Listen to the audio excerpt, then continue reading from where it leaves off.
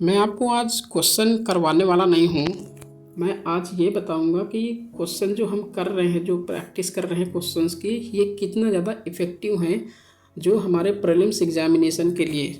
तो हम इसके थ्रू देखेंगे कि जो प्रीवियस ईयर क्वेश्चंस हैं, क्या वो हमारी जो टेस्ट सीरीज़ है वो उससे रिलेट कर पा रहे हैं कि नहीं कर पा रहे हैं, तो वही चीज़ देखेंगे।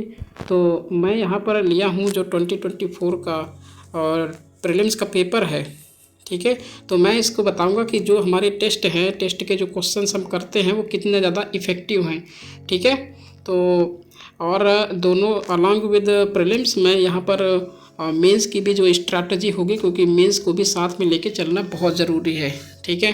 तो दोनों की मैं यहाँ पर प्रीलिम्स और मेंस दोनों की स्ट्रैटेजी बताऊंगा, कैसे दोनों को लेके साथ में चलना है, ठीक है। बहुत सारे आप कोचिंग में जाएंगे तो वहाँ पर बोलेंगे कि जो मेंस है पहले वो सारा चीज़ें यहाँ पर क्लियर कर लो कि जनवरी तक, और लास्ट जो इनिशियल फरवरी, फर्स्ट वीक ऑफ फरवरी तक यहाँ पर आपका मेंस का जो सिलेबस है वो टोटल यहाँ पर क्लियर रहना चाहिए, ठीक है। उसके बाद जो है प्रीलिम्स की आप प्रिपरेशन कर सकते हो। बट मैं यहाँ आपको एक चीज़ ये बता रहा हूँ कि प्रीलिम्स के लिए आपको कुछ ज़्यादा एफर्ट नहीं करना है अभी से। जैसे मैं ये टेस्ट आपको प्रैक्टिस करवा रहा हूँ डे बाय डे।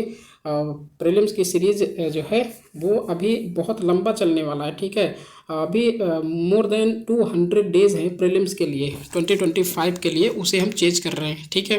तो यहाँ पर ये बताऊँगा कि अभी जो टेस्ट चला रहे हैं, टेस्ट की प्रैक्टिस कर रहे हैं, ये कितना ज़्यादा इफ़ेक्टिव है हमारे प्रीवियस ईयर क्वेश्चंस के जो क्वेश्चंस है उस पर क्या हमारा इफ़ेक्टिव टेस्ट हो रहा है कि नहीं हो रहा है, तो मैं आपको यहाँ पर शो करवाऊँगा, ठीक है। तो मैं पहले यहाँ बताऊंगा कि प्रीलिम्स की कैसे इसको लेके चलना है, उसके बाद जो है मेंस को कैसे लेके चलना है, ठीक है।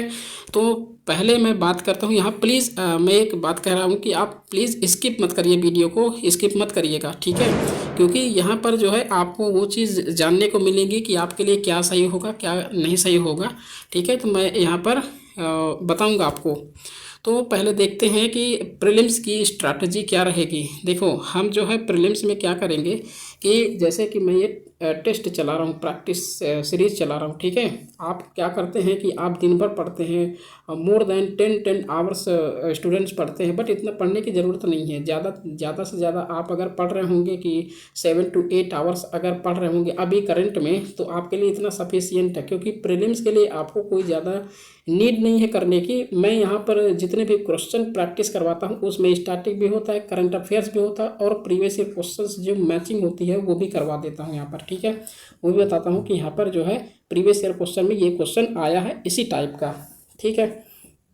तो क्या करना है कि आपको जो है मेंस की प्रिपरेशन करनी है, और प्रीलिम्स में जैसे करंट का भी क्वेश्चंस होते हैं, जैसे आज के न्यूज़पेपर में जो भी चीज़ आई हुई है उसे भी मैं इंक्लूड कर देता हूँ, ठीक है। तो यहाँ पर आपको ज़्यादा एफर्ट प्रीलिम्स के लिए नहीं डालनी है, मेंस के लिए ज़्यादातर यहाँ पर पढ़ना है, ठीक है।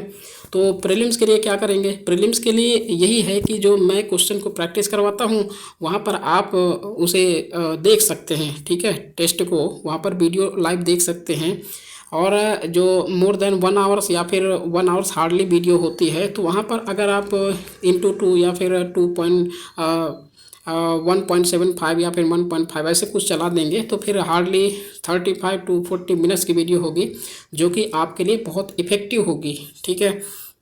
तो इसलिए यहाँ पर आपको ये टेस्ट देखना ज़रूरी है, क्योंकि जैसे देखो कि जब प्रीलिम्स का पेपर आता है तो वहाँ पर स्टूडेंट से बोलते हैं, सर्च करते हैं बहुत सारी चीज़ें कि क्रैश कोर्स मिल जाए वहाँ से कर लें, बट ये बहुत ज़्यादा इम्पॉसिबल हो जाता है कि इतना सारा जो यूपीएससी का एक ओशियन टाइप का सिलेबस है, इसे कवर करने में कम से कम आपको 9 to 10 मंथ्स तो लग ही जाएंगे, ठीक है, मिनिमम जो है। और लेस देन 1 ईयर में आप जल्दी कवर नहीं कर सकते सारा सिलेबस, ठीक है। तो वैसे भी सारा सिलेबस कवर कोई नहीं करता है, जो इम्पोर्टेंट जो यूपीएससी ने गाइडलाइंस दे रखी है कि ऐसे ऐसे करके इसे कवर किया जा सकता है, ठीक है। तो यही है कि आप जो प्रीलिम्स की सीरीज चल रही है उसे देखें प्रॉपर तरीके से, और रोज़ अगर 40 to 45 मिनट्स आप अगर स्पेंड करते हैं, इसका इतना टाइम जो है आपका पूरी जो है एक कॉन्फिडेंस बिल्डअप करेगा, एक एवरीडे अगर इस चीज़ को प्रैक्टिस कर रहे हैं तो। ठीक है, तो प्रीलिम्स के लिए क्या करना है, बस इतना ही करना है कि करंट अफेयर जो है आप एक बार रीड कर लीजिए और वीडियो को देख लीजिए। ठीक है, जो स्टैटिक पार्ट होगा वो मैं यहाँ आपको करवा लूँगा, कवर करवाता जाऊँगा। ठीक है, और आपके एक जो कॉन्सेप्ट होंगे वो भी बिल्डअप होते जाएंगे। ठीक है, तो जैसे यहाँ पर देखिए कि 2024 का मैंने यहाँ पर प्रीलिम्स का जो पेपर है वो लिया है। ठीक है, तो यहाँ पर देखते हैं कि अपने जो क्वेश्चंस जो कर रहे हैं वो कितना ज़्यादा इफ़ेक्टिव हैं।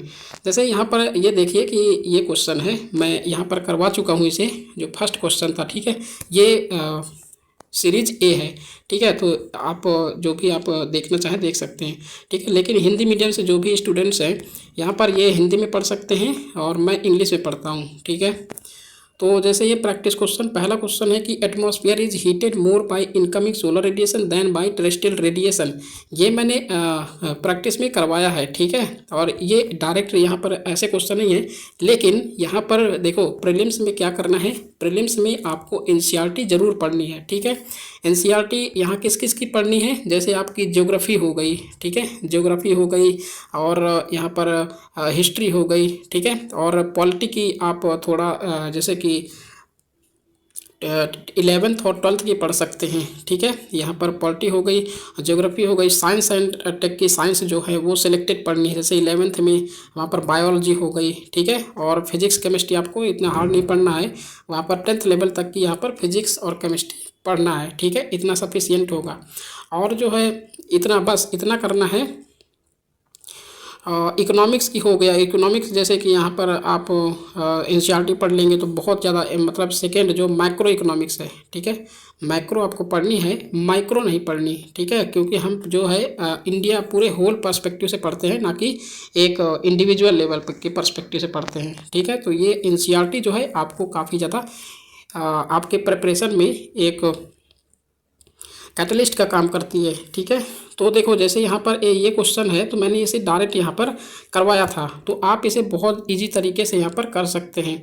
जैसे कह रहा कि atmosphere is heated more by incoming solar radiation than by terrestrial radiation. तो एटमॉस्फेयर क्या इससे होता है, इनकमिंग सोलर रेडिएशन से ज़्यादा हीट होता है? नहीं, यहाँ पर जब ये रॉन्ग हो जाएगा। ठीक है, यहाँ पर मैं इतना ज़्यादा टाइम देने वाला नहीं हूँ, क्योंकि यहाँ पर मैं आपको बता रहा हूँ कि ऐसे ऐसे क्वेश्चन यहाँ पर हम अपने टेस्ट पेपर में मैच करवा रहे हैं। ठीक है, जैसे ये सेकंड क्वेश्चन देखो, प्रैक्टिस क्वेश्चन में ये भी आया था कि थिकनेस ऑफ द ट्रोपोस्फियर, ऐसा सारी जो 5 लेयर होती हैं वो सारी मैंने यहाँ पर कवर करवाया था। ठीक है, जैसे ये सेकंड जो स्टेटमेंट है वो कह रहा है equator heat is transported to great height by strong convectional currents. ये भी मैं यहाँ पर बताया था आपको बहुत इजी तरीके से, और बहुत इजी वे में आप सॉल्व कर सकते हैं अगर टेस्ट को फॉलो कर रहे हैं तो। ठीक है, यहाँ पर जैसे एक थर्ड क्वेश्चन देखते हैं कि पायरोक्लास्ट डेब्रिस, ये बहुत इजी क्वेश्चन था कि आप बहुत इजी तरीके से यहाँ पर अगर पढ़े भी नहीं होंगे तब भी थोड़ा बहुत अगर अंडरस्टैंडिंग होगी आपके, तो क्वेश्चन को बहुत इजी तरीके से सॉल्व कर सकते हैं कि पायरोक्लास्टिक डेब्रिस, ये भी जो वोल्केनिक इरप्शन होता है उसके प्रोडक्ट जो हैं होते हैं, ऐश एंड डस्ट ये भी होता है, नाइट्रोजन कंपाउंड्स और सल्फर ये तो होते ही हैं, होते। ठीक है, होते ही होते हैं। तो ये यहाँ सारे जो है स्टेटमेंट सही हो जाएंगे।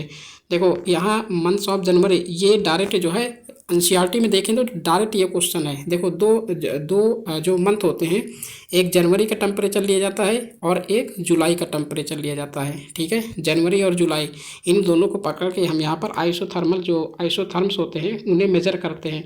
तो ये क्वेश्चन जो है ना, ये क्वेश्चन डायरेक्ट आपको एनसीईआरटी में मिल जाएगा। ठीक है, जो हीट बजट का चैप्टर है उसमें मिल जाएगा। तो ये जो है क्वेश्चन इजी वे में बहुत इजी तरीके से हो जाएगा। ठीक है, जैसे यहाँ पर देखो एक क्लू दिया है कि gulf stream, north Atlantic drift है, ये कोल्ड करंट बोल रहा है, तो वैसे भी डायरेक्टली इनकरेक्ट हो गया। ठीक है, तो क्वेश्चन सॉल्व करने की यही मेथड है कि आप जो है कीवर्ड को पकड़ लें। अगर कीवर्ड आपको मिल गया तो यहाँ पर आपको, जैसे यहाँ पर एक कोकोवा है, ये कोकोवा कहाँ प्रोड्यूस मैक्सिमम होता है, लार्जेस्ट 2 कंट्रीज़ कौन कौन सी हैं, तो यहाँ पर जो ऑप्शन था वो कोट डिवायर और घाना था, क्योंकि यहाँ पर जो है वेस्टर्न कंट्रीज़ के जो 2 कंट्री हैं। ठीक है, तो यहाँ पर जो है ये करेक्ट थे। तो ये लोकेशन बेस्ड है और जो है यहाँ पर स्टैटिक भी है, स्टैटिक पार्ट है ये, ठीक है। बट करंट में कोई ना कोई चीज़ें रहती हैं, इसलिए यूपीएससी वहाँ पर फोकस कर देता है। और देखो पीवाईक्यू जितने इम्पॉर्टेंट हैं उससे ज़्यादा कुछ भी इम्पॉर्टेंट नहीं है, ठीक है। इसीलिए प्रीवियस ईयर क्वेश्चन को हमेशा आप प्रैक्टिस करते रहें। और मैं यहाँ पर प्रीवियस ईयर क्वेश्चन जो ईच एंड एवरी संडे लाऊंगा और वहाँ पर जो है आपको स्ट्रैटेजी भी बताऊंगा क्वेश्चन को सॉल्व कैसे करना है, प्रीवियस ईयर क्वेश्चन को कैसे देखना है, और जो है आप प्रैक्टिस टेस्ट कर रहे हैं तो उन्हें प्रैक्टिस टेस्ट को कैसे अंडरस्टैंड करना है, ठीक है। ये भी मैं आपको बताऊंगा। जैसे यहाँ पर एक क्वेश्चन ये है, ये भी प्रैक्टिस क्वेश्चन में मैं आपको बताया था जब ड्रेनेज सिस्टम पढ़ाया था, ठीक है। 2 लेक्चर हैं, 2 लेक्चर अपलोडेड है वीडियो में, अगर आप देखना चाहें तो देख सकते हैं, ठीक है।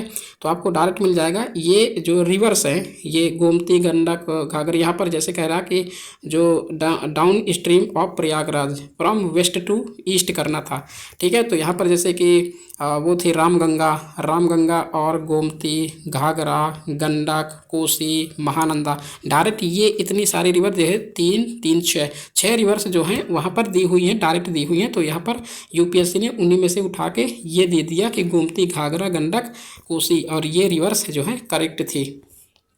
देखो प्रैक्टिस क्वेश्चन में ये भी है कि मैं प्रैक्टिस इसे भी करवा था कि ये वाला क्वेश्चन है कि rainfall is one of the reasons for weathering of rocks, तो बिल्कुल करेक्ट हो जाएगा।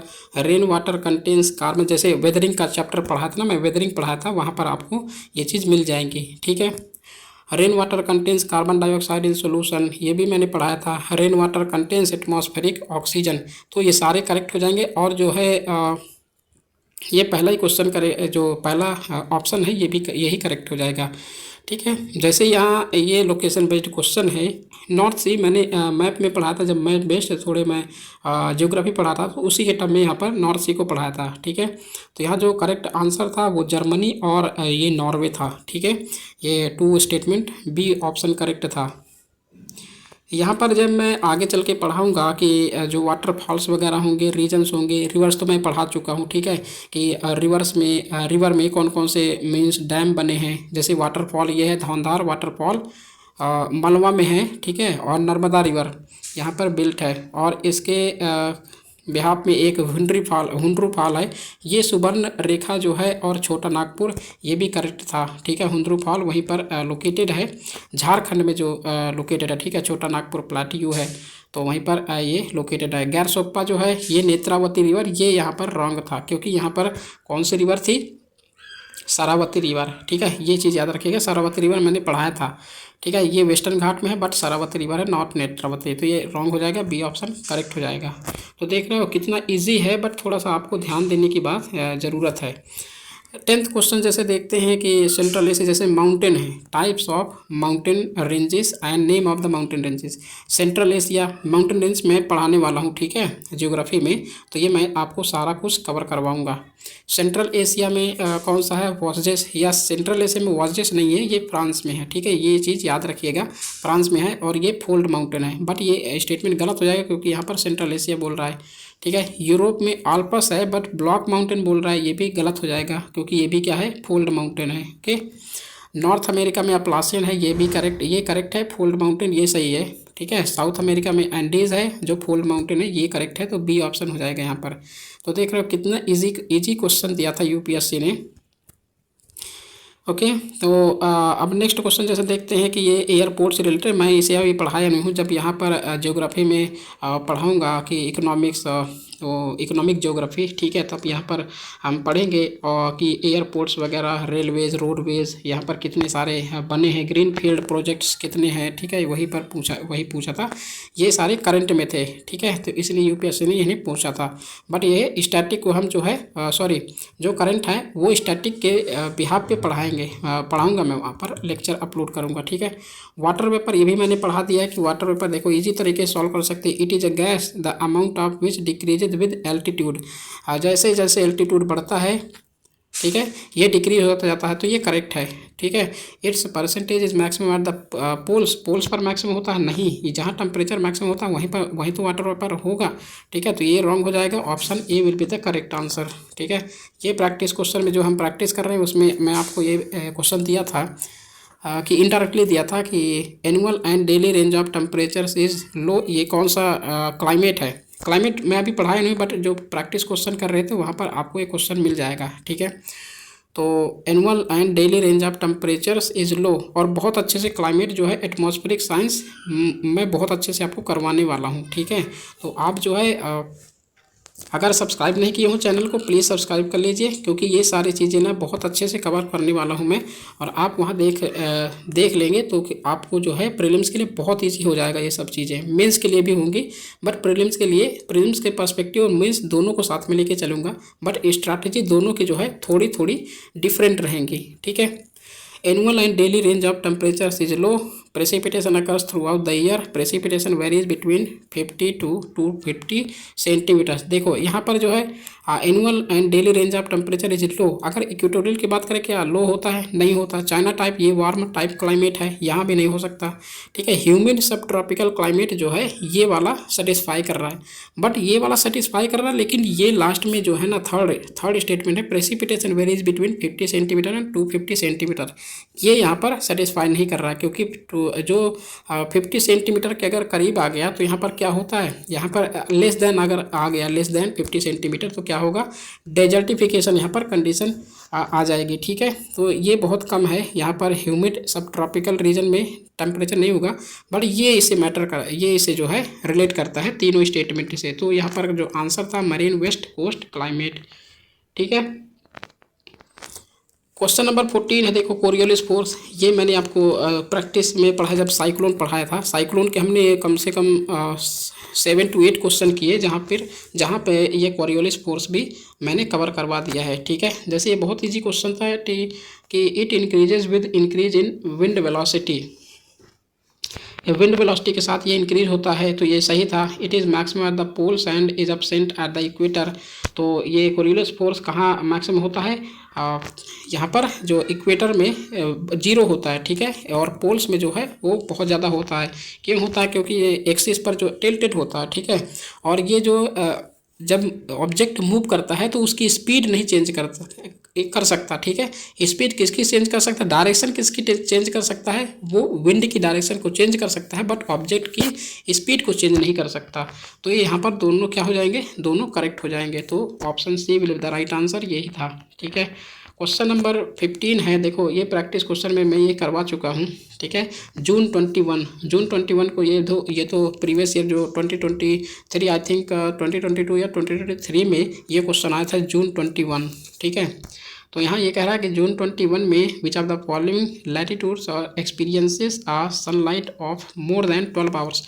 तो मोर देन 12 आवर्स क्या होगा, यहाँ पर जैसे कि ये देखा नॉर्दर्न हेमिस्फीयर में क्या होगा, ट्रॉपिक ऑफ कैंसर में जब ये सन होगा 21 जून को, तो यहाँ ट्रॉपिक ऑफ कैंसर हो जाएगा, और जो है 24 आवर्स जो है सन ओवरहेड किधर रहता है, किधर मतलब फोकस करता है आर्कटिक सर्किल में, ना कि ट्रॉपिक ऑफ कैप्रिकॉर्न और इक्वेटर में तो 12 आवर्स से थोड़ा सा लेस होता है, ठीक है। तो इसका जो राइट आंसर हो जाएगा 2 और 4, ऑप्शन डी करेक्ट था, ठीक है। यहाँ पर देखो कॉन्गो बेसिन से रिलेटेड एक क्वेश्चन आया था 2023 में भी। तो कॉन्गो में जहाँ पर फोकस लोकेशन बेस्ड होते हैं वहाँ पर फोकस करता है यूपीएससी स्पेसिफिक तौर पर। जैसे कॉन्गो बेसिन है तो कॉन्गो बेसिन यूपीएससी के लिए बहुत ज़्यादा फेवरेट रहता है, ठीक है। तो यहाँ क्योंकि ये जो मतलब यहाँ पर फ्लोरा और फौना रहते हैं ना, तो वो बहुत ज़्यादा इंपॉर्टेंट होता है अर्थ के जो सर्वाइव के लिए, ठीक है, या फिर ह्यूमन बींग्स के सर्वाइव के लिए। और जो ऑक्सीजन की वहाँ अवेलेबिलिटी है, जो जंगल है, ठीक है, कार्बन कैप्चर की क्षमता है उनमें, कैप्चर जो कार्बन सिक्वेस्ट्रेशन की जो एबिलिटी है वो बहुत ज़्यादा है, ठीक है। तो ये चीज़ यहाँ पर देखिए। नेक्स्ट क्वेश्चन है पर फ्लोरो एल्काइल एंड पॉलीफ्लोरो एल्काइल सब्सटेंसेस। ये भी काफ़ी इंपॉर्टेंट था और काफ़ी इजी क्वेश्चन था। अगर आपको थोड़ी सी भी केमिस्ट्री आ रही होगी तो आपको बहुत ज़्यादा इजी वे में यहाँ इस क्वेश्चन को सॉल्व कर सकते हैं। देखो यहाँ पर अगर आपको कुछ भी आता नहीं है तो यहाँ बिल्कुल इजी तरीके से सॉल्व कर सकते हो। जो मेनी कंज्यूमर प्रोडक्ट्स में कौन कौन जैसे ये होता है कि polyfluoro alkyl substances are found to be wide spread in drinking water, food and food packaging materials. देखो एक बात ये मैं बता दूं कि ये दोनों जो केमिकल्स हैं ये क्या हैं, ये हैं सिंथेटिक, ठीक है। तो ये बहुत ऑब्वियस सा क्वेश्चन, ऑब्वियस सा स्टेटमेंट है कि ये जो है फाउंड होता है इसमें, तो ये बिल्कुल करेक्ट हो जाएगा। फूड एंड फूड जो पैकेजिंग मटेरियल्स होते हैं इनमें प्रेजेंट रहते हैं, ठीक है। Are not easily degraded in the environment, environment में ईजिली डिग्रेड नहीं होते हैं, तो ये भी करेक्ट हो जाएगा, क्योंकि जो सिंथेटिक मटेरियल होते हैं वो ईजी जैसे प्लास्टिक से बने होते हैं ये चीज़ें, ठीक है, तो वो ईजी तरीके से ईजी वे में डिग्रेड नहीं हो सकती, ये भी करेक्ट था। और persistent exposure to PFAS can lead to bioaccumulation in animal bodies, तो बायो एक्यूमुलेशन एनिमल बॉडीज में ये भी होता है बायो एक्यूमुलेशन, ये भी आपको मेथड जब वहाँ पर पढ़ाऊंगा ना एनवायरनमेंट, तब वहाँ पर आपको ये मिल जाएगा कॉन्सेप्ट, ठीक है। बायो मैग्नीफिकेशन, बायो एक्यूमुलेशन क्या होता है, ठीक है।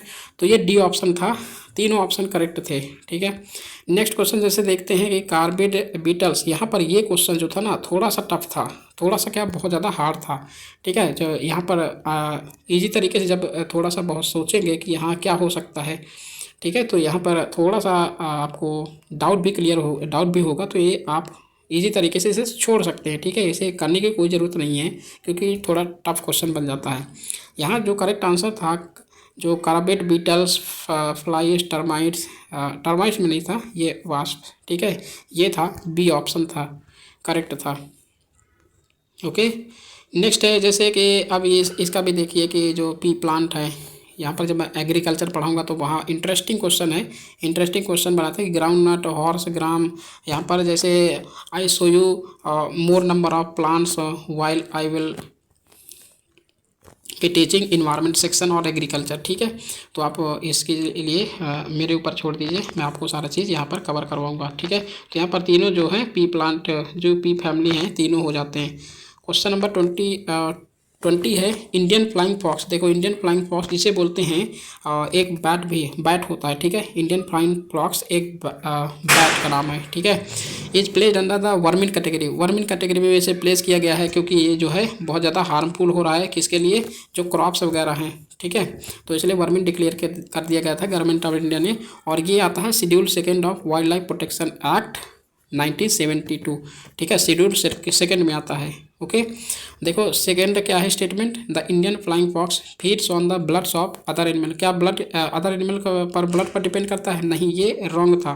तो यहाँ पर जो ऑप्शन सी हो जाएगा इसका, ठीक है। 21st क्वेश्चन था कि ये चीज़ें क्या थे, ये चीज़ अगर आप थोड़ा न्यूज़ में रहती हैं, उन चीज़ों को थोड़ा ऑब्जर्व नहीं कर पाएंगे, तो यहाँ पर इस क्वेश्चन को थोड़ा सा डाउट क्लियर कर देंगे, डाउट यहाँ पर हो जाएगा आपको, ठीक है। जैसे यहाँ पर फ्रॉग हॉपर, तो सोचेंगे कि यहाँ पर फिश होगी या फिर रेप्टाइल्स होगा, जो या फिर एम्फीबियंस वगैरह कुछ भी ऐसा देख सकते हैं, लेकिन ये इंसेक्ट्स है, ठीक है। इंसेक्ट्स जो ये फ्रॉग्स हॉपर बहुत ज़्यादा जंप कर देता है, ठीक है। ये पॉन्ड स्कैटर, ये पानी में रहता है, और सिकार्डा यहाँ पर एक वो होता है जो नहीं पेड़ों में बैठा हुआ, उसे हमारे जो लोकल एरिया में बोलते हैं रीवा, ठीक है, रीवा उसे लोकल एरिया में बोलते हैं, तो बहुत तेज़ी से ये बोलता है, ठीक है। तो ऐसे ऐसे क्वेश्चन जो है मैं यहाँ पर आपको पूरे जो है करवाऊँगा, ठीक है। तो देखो अब नेक्स्ट है जैसे 23 है, देखते हैं, ये हैं इंद्री, ये भी काफ़ी इम्पॉर्टेंट क्वेश्चन थे, और यहाँ पर आप इसे सॉल्व नहीं, पहले तो ये नाम जो हैं बहुत ज़्यादा टफ होते थे, टफ यहाँ पर दिख रहे हैं, ठीक है।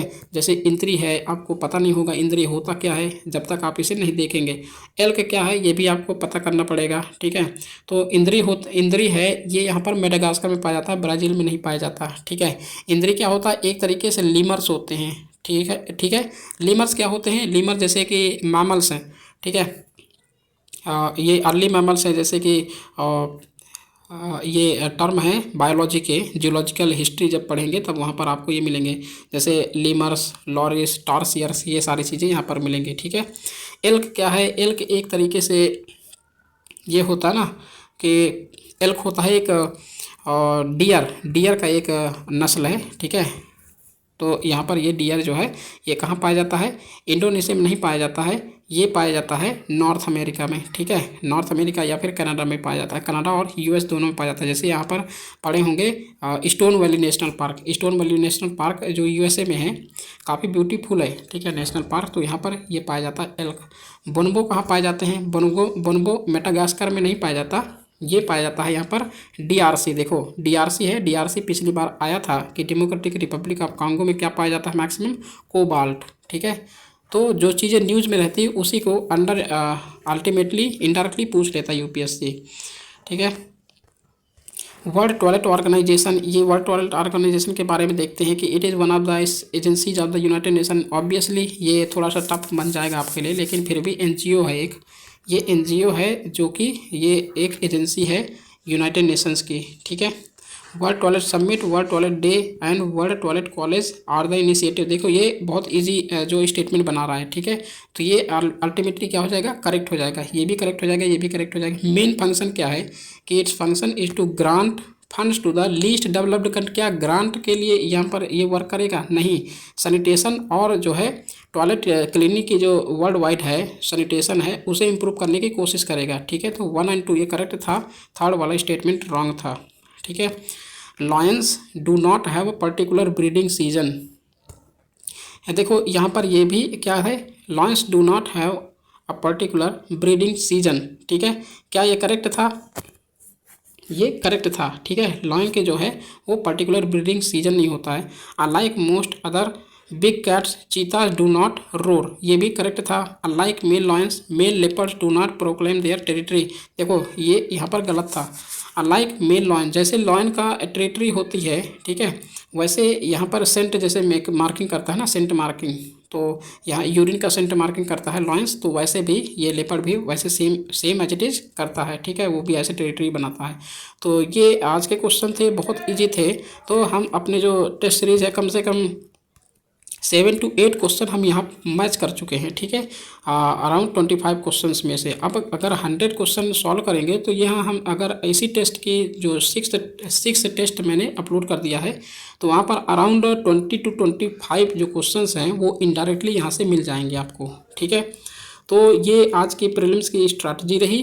ठीक है, कि कैसे कैसे सॉल्व करना है इनको, और कैसे आगे चल के मैं बताता रहूँगा आपको बीच बीच में जैसे सॉल्व करूँगा क्वेश्चंस और वीडियो को अपलोड करूँगा। और ये थोड़ी सी वीडियो ज़्यादा लंबी हो रही है। ठीक है। तो मैं वीडियो को जैसे कि मेंस की स्ट्रैटेजी क्या होगी वो दूसरी वीडियो में लाके आपको बता दूंगा। ठीक है। और यहाँ पर जो आप जैसे मेरा टेलीग्राम चैनल है उसको आप ज्वाइन कर लीजिए। मैं वहाँ अपडेट करता रहता हूँ चीज़ों को, और वहाँ पर जैसे PDF वगैरह बहुत ईजी वे में आपको मिल जाएंगी। ठीक है। तो चलिए मिलते हैं, नेक्स्ट स्ट्रैटेजी बताऊंगा आपको मेंस के लिए, और जो कि बहुत इफेक्टिव होने वाली है, बहुत इन्फ्लुएंशियल होगी कि कैसे कैसे आप अपने जो स्ट्रैटेजी है, प्रिपरेशन है, वो कैसे बना सकते हैं, और कैसे चीज़ों को अंडरस्टैंड करके बहुत ईजी वे में आप पूरे सिलेबस को होल सिलेबस को कवर कर सकते हैं with in time bound manner. ठीक है। तो चलिए मिलते हैं नेक्स्ट लेक्चर में। Thank you for watching, have a great day.